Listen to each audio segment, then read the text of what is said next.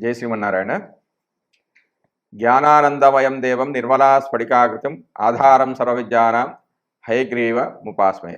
June నెల 12 రాసుల వారికి మాస ఫలితాలు ఏ విధంగా ఉంటాయంటే, అసలు మాస ఫలితాలు ఏ విధంగా గణన చేయాలి అంటే, ఒక మాసం అనేది తమకు అనుకూలమో ప్రతికూలమో అని గమనించేందుకు రవి, కుజ, శుక్ర, బుధ గ్రహాలను గమనించడం సాంప్రదాయం.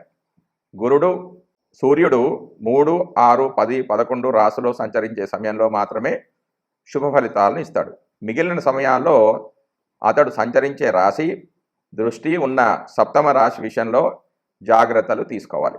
వేరువేరు జన్మరాశుల వారికి రవి సంచరిస్తున్న రాశి, దృష్టి ఉన్నటువంటి రాశులు ఏ భావాలైతాయో గమనించి వారికి అనుకూలమైన ఫలితాలను నిర్దేశించాల్సి ఉంటుంది.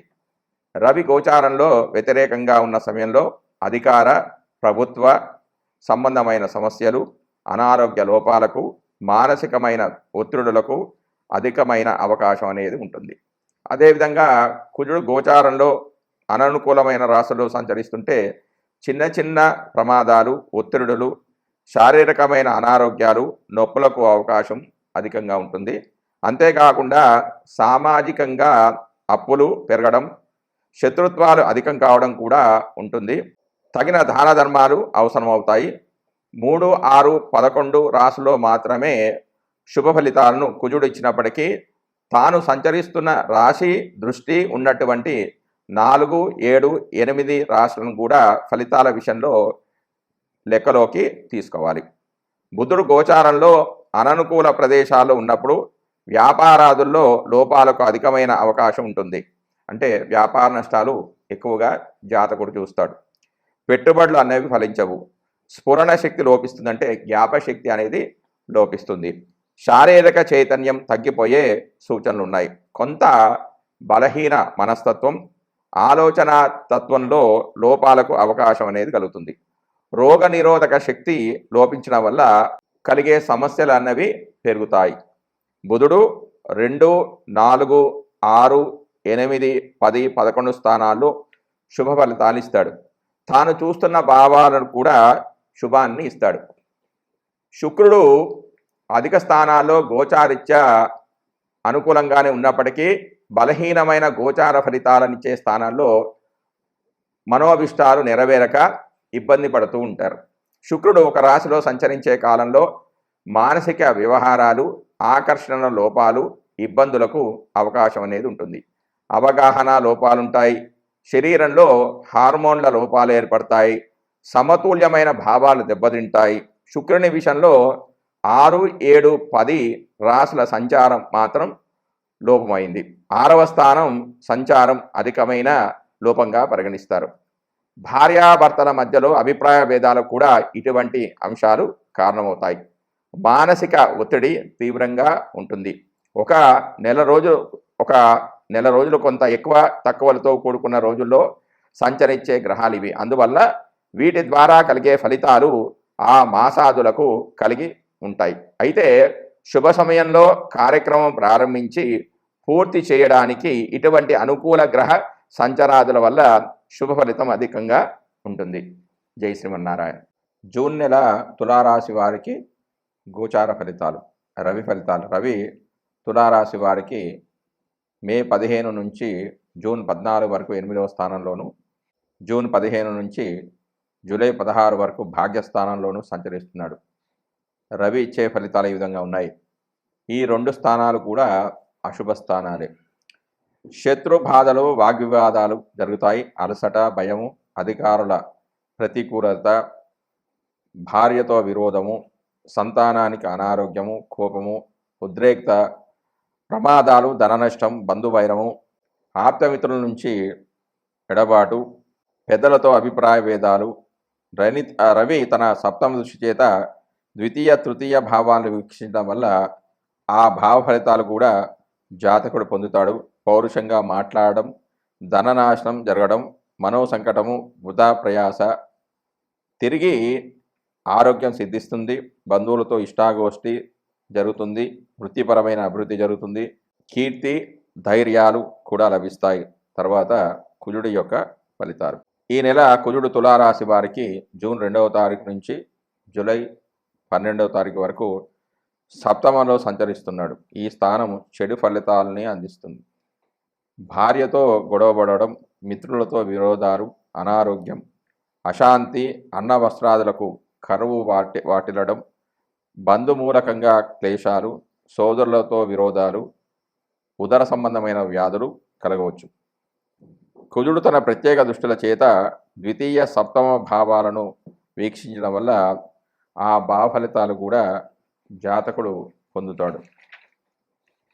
కార్యభంగము, శరీర బలహీనత, దుర్మార్గులతో స్నేహము, కఠిన వాక్కు, మాటలు కఠినంగా మాట్లాడడం, శత్రు భయము, ధన నష్టము, అధికారుల నిరాదరణ, అవసరం లేని ఖర్చులు కావడం, విరోధము, శ్రమ వంటివి జరిగే అవకాశం ఉంది.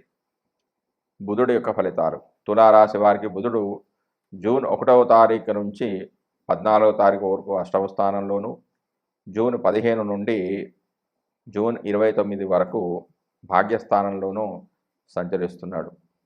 అష్టమ స్థానంలో బుధ సంచారం మిశ్రమ ఫలదాత. అనారోగ్యము, తాపము, భయము, వ్యాకులత, అబద్ధాలు మాట్లాడడం, పుత్రలాభము, ధనలాభము, కీర్తి, సంతోషము, జయము ఫలితాలు పొందుతాడు. నవమ స్థానంలో సంచరించినప్పుడు కొన్ని ఆటంకాలు ఏర్పడతాయి. పిత్త వ్యాధులు కలగడం, రుచించని పదార్థాలు భుజించడం లాంటివి జరగవచ్చు. ఈ సందర్భంలో సప్తమ దృష్టి చేత చూసే భావ ఫలితాలు కూడా జాతకుడు పొందుతాడు. సజ్జన సహకారము, ధనలాభము, కార్యానుకూలత, మనస్తాపము, ధన నష్టము, బంధు విరోధము, మతిమరుపు లాంటి మిశ్రమ ఫలితాలు కూడా జరిగే అవకాశం ఉంది. దాని తర్వాత గురుడి యొక్క ఫలితాలు. ఈ సంవత్సరం అంతా తులారాశి వారికి అష్టమ స్థానంలో గురుడు సంచరిస్తున్నాడు. ఇది వ్యతిరేకమైన ఫలితాలను ఇస్తుంది. ఆటంకాలు, గౌరవానికి భంగం వాటిల్లడం, ప్రయాణాలు, దేహకాంతి తగ్గిపోవడం అనేది జరగవచ్చు. గురుడి ప్రత్యేక దృష్టి చేత వీక్షించే భావ ఫలితాలు కూడా జాతకునికి అనుభవయోగం అవుతాయి. ధనలాభం, సంసార సుఖం, పేరు ప్రతిష్టలు, సౌభాగ్యము, అధికార వృద్ధి, ధర్మకార్యాలు చేయడం, బంధు విరోధం, ఆందోళన, అవమానం, ధన నష్టం, దూర ప్రాంతాలకు వెళ్ళి వచ్చుట, బుద్ధి స్థిరంగా ఉండకపోవడం, శుభవ్యయం చేయడం అంటే పుణ్యాన్ని ఆర్జించేందుకు గాను ఖర్చు చేయడం లాంటివి జరగవచ్చు. తర్వాత శుక్రుడి ఫలితాలు. శుక్రుడు తులారాశి వారికి జూన్ 12 వరకు అష్టమ స్థానంలోను, జూన్ 13 నుంచి జూలై 6వ తారీఖు వరకు భాగ్యస్థానంలోనూ సంచరిస్తున్నాడు. ఈ 2 స్థానాలు శుభ ఫలితాలే. ఫలితాలు అనేవి ఈ విధంగా ఉన్నాయి.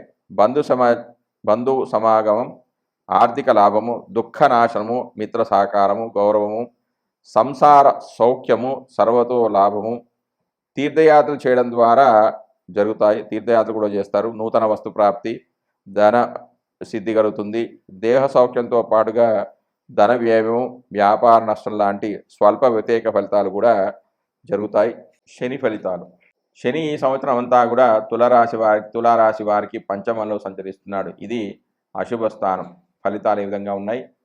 అనుకున్న పనులు చెడిపోవడం, దాయాదులతో గొడవలు, అశాంతి, సంతాన నష్టం, విదేశాలకు వెళ్ళడం, అలసట లాంటి వ్యతిరేక ఫలితాలతో పాటు కలత్ర సౌఖ్యము, ధనలాభము, ఇష్టకామ్యార్థ సిద్ధి, దేహారోగ్యం వంటి శుభ ఫలితాలు కూడా కలగవచ్చు.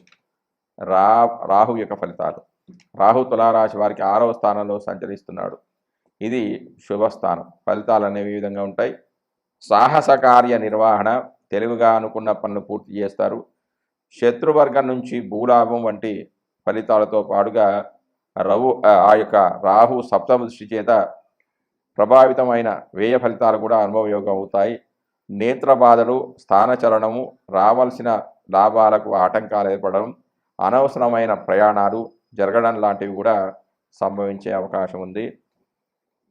తర్వాత కేతు ఫలితాలు. కేతువు తులారాశి వారికి 12వ స్థానంలో సంచరిస్తున్నప్పుడు అశుభ ఫలితాలు అనేవి గోచరిస్తాయి. నేత్ర బాధలు, శత్రు భయము, అనుకున్న పనులకు ఆటంకాలు కలగడం లాంటి వాటితో పాటుగా షష్టమ భావ ఫలితాలు కూడా గోచరిస్తాయి.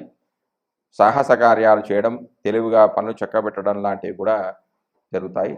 జై శ్రీమన్నారాయణ. ఇవి కేవలం చంద్రుడి నుంచి చూసిన ఫలితాలు మాత్రమే, అంటే గోచార ఫలితాలు మాత్రమే. సంపూర్ణమైన ఫలితాలు ఎప్పుడు వస్తాయంటే వారి వారి యొక్క జాతక చక్రాన్ని కూడా పరిశీలించుకొని ఈ గోచార గ్రహాలు జన్మలగ్నం నుంచి ఎక్కడెక్కడ స్థితి చెంది ఉన్నాయి, వర్గ చక్రాల్లో వాటి బలం ఎంత, అష్టక వర్గుల్లో వాటి యొక్క బలం ఎంత, ఏ గ్రహము ఏ గ్రహాన్ని వీక్షిస్తుంది, ఆ గ్రహాలు ఏ నక్షత్రంలో స్థితి చెంది ఉన్నాయి, ఆ నక్షత్ర అధిపతులు ఏమిటి, వారి యొక్క లగ్నాలు ఏమిటి, ఆ లగ్నానికి యోగకారకులు ఎవరు అనేది పూర్తిగా విశ్లేషించుకుంటే కానీ పూర్తి ఫలితాలు అనేవి రావు. కాబట్టి మీ జాతకాలను సంపూర్ణంగా విశ్లేషించుకోండి. అంటే జాతక చక్రాన్ని గోచారాన్ని కూడా పక్క పెట్టుకొని చూసుకున్నప్పుడు మాత్రమే సంపూర్ణమైన ఫలితాలు ఆ వ్యక్తికి లభిస్తాయి. జై శ్రీమన్నారాయణ.